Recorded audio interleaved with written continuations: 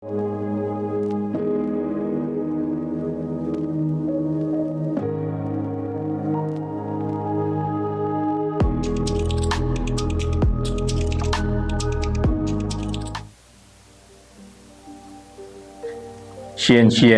ad Labore.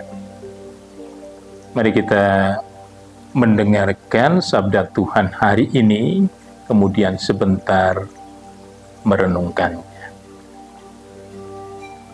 Diambil dari Lukas 11 ayat 37 sampai dengan 41. Ketika Yesus sedang mengajar, seorang Farisi mengundang dia untuk makan di rumahnya. Maka masuklah ia ke rumah itu lalu duduk makan.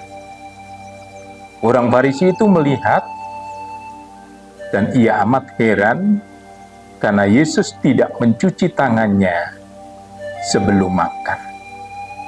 Tetapi Tuhan berkata kepadanya, "Kamu orang-orang Farisi, kamu membersihkan bagian luar dari cawan dan pinggan, tetapi bagian dalammu penuh rampasan dan kejahatan.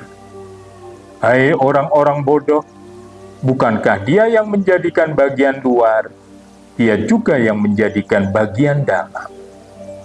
Akan tetapi, berikanlah isinya sebagai sedekah, dan sesungguhnya semuanya akan menjadi bersih bagimu."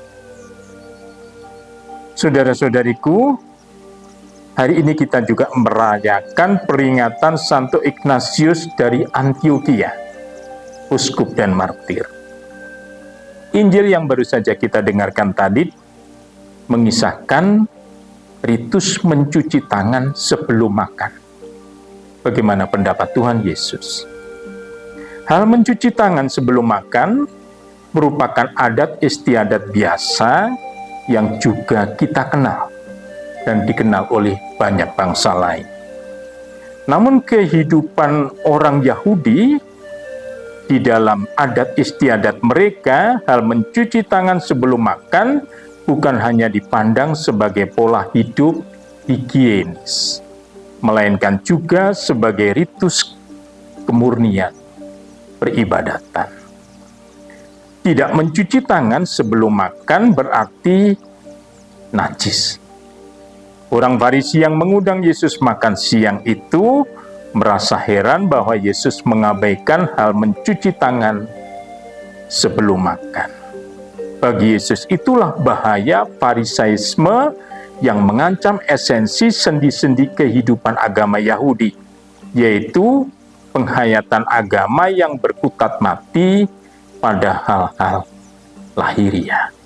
Maka Yesus memberikan suatu tanggapan yang cukup serius. Pertama, Yesus mengkritik penghayatan agama yang menekankan segi lahiriah, membersihkan bagian luar, sementara batinnya penuh dengan kerakusan dan aneka kejahatan.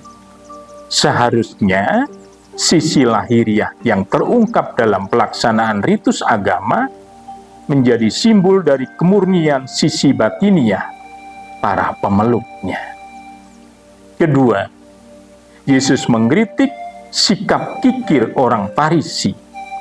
Berikanlah isinya sebagai sedekah dan sesungguhnya semuanya akan menjadi bersih bagimu.